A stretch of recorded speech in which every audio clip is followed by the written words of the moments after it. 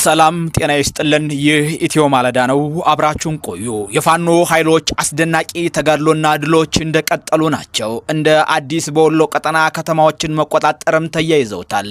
ከዚሁ ጉዳይ ጋር በተያያዘ ከባህር ዳር ወልዲያ መንገድ ከተዘጋ ሶስተኛ ቀኑንም አስቆጥረዋል። ይህ በእንዲህ እንዳለ ምክትል ኢታማጆር ሹም ጀነራል አበባው ታደሰ ከሰሞነኛ የፋኖ ኃይሎች እንቅስቃሴ ጋር የሚጣረስ ንግግርም በሚመሩት መድረክ በኮምቦልቻና በሸዋ አድርገዋል። ይህንንም የምናየው አንድ ጉዳያችን ይሆናል። በተጨማሪ ከሰሞኑ ሹመት የተሰጣቸው ወታደራዊ መኮንኖች ስለ ሹመታቸው አስተያየት ሰጥተዋል። ሁሉንም ይዘናል። አብራችሁን ቆዩ።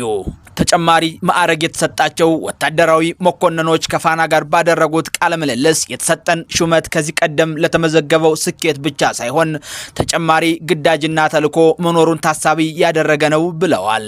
ጀነራሎች ሰራዊቱ በቀጣይ አዲስ ተልዕኮ እንደሚሰጠው መናገራቸውን ገልጸውት ጀነራሎች ይህን ይበሉ እንጂ በቀጣይ ስለሚደረገው ግዳጅ ግን ያሉት ነገር የለም። አክለውም የኢትዮጵያ ብሔራዊ ጥቅምና ሉዓላዊነት በማስጠበቅ የትኛውም ግዳጅ በአስተማማኝ ብቃት መወጣት የሚችል ጠንካራ ሰራዊት ገንብተናል ይላሉ። ሌተናል ጀነራል አጫሉ ሸለመና ብርጋዴር ጀነራል ገነት አዳነ ይህንን ያሉ ሲሆን ከዚህ ጉዳይ ጋር በተያያዘ ምክትል ኢታማጆር ሹሙ ከሰሞኑ ከሸዋ እስከ ኮምቦልቻ ድረስ ከመከላከያ አመራሮችና ከክልሉ ከፍተኛና መካከለኛ አመራሮች ጋር የክልሉን ጸጥታ የገመገሙ ሲሆን በግምገማው ወቅትም ምክትል ኢታማጆር ሹሙ ክልሉ ወደ አስተማማኝ ሰላም እየሄደ ስለሆነ በቀጣይ የሚጠበቅብን ሀገራዊ ግዳጅ ስላለ ለዛ መዘጋጀት አለብን በማለት መድረኮችን የመሩ ሲሆን ጀነራል አበባው ታደሰ ይህንን ይበሉ እንጂ ትላንት ራሱን የምኒልክ ዕዝ ብሎ የሚጠራው የፋኖ ኃይል በመከላከያ ሰራዊት ላይ በደፈጣ በወሰዱት እርምጃ በርካታ የመንግስት ወታደሮች የተጎዱ ሲሆን ብዙዎች ተማርከዋል። በርካታ የቡድንና የነፍስ ወከፍ መሳሪያ ኦራልን ጨምሮ ተማልኳል። ለዚህም ፋኖ ተንቀሳቃሽ ምስልም ጭምር አጋርቷል።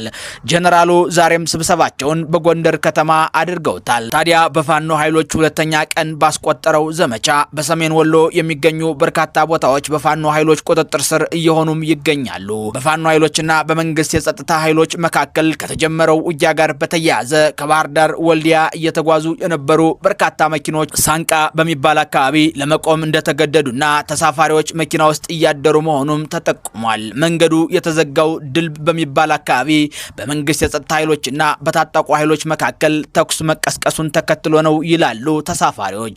የአማራ ፋኖ ብሔራዊ ኃይል ምስራቅ አማራ ቀጠና ምኒልክ ዕዝ መስከረም 14 ቀን 2018 ዓ.ም ከጧቱ 12 ሰዓት የተጀመረው ዘመቻ አርበኛ አደማሊ አባናደው የሚል ስያሜ የተሰጠው ዘመቻ በአምስት ኮሮችና በእዙ ልዩ ዘመቻ ከፍተኛ ተጋድሎ በማድረግ አስደናቂ ድሎችን እየሰሩ ተጠናክሮ ቀጥሏል ይላሉ የመረጃ ምንጮቻችን። ሁለተኛ ቀኑን በያዘው ዘመቻ አርበኛ አደማሊ አባናደው በዛሬው ዕለት መስከረም 15 ቀን 2018 ዓ.ም ተጠናክሮ የቀጠለ ሲሆን በዚህ ተጋድሎ አገዛዙ ለሁለት ዓመት የሰሜን ወሎ ዞን የጦር ማዘዣ ጣቢያ አድርጎት የነበረው በግዳን ወረዳ ሙጃ ከተማ በርካታ ምሽጎችን በመስበር በምኒልክ ዕዝ ሰራዊት በቁጥጥር ስር ውሏል። በዘመቻው በፋኖ ኃይሎች የተያዙ ቦታዎች የሰሜን ወሎ ዞን ግዳን ወረዳ መቀመጫ የሆነችው ሙጃ ከተማን ጨምሮ ሙሉ በሙሉ ወረዳው በፋኖ ኃይሎች ቁጥጥር ስር ትገኛለች።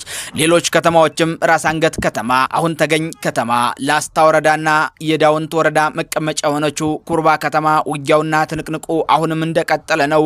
ከመረጃው ብዛት የተነሳ ቁጥሩ ለመመዝገብ ተቸግረናል ይላሉ የፋኖ ኃይሎች። ለዛሬው በዚህ ቆየን። ቻናሉ ኢትዮ ማለዳ ነው።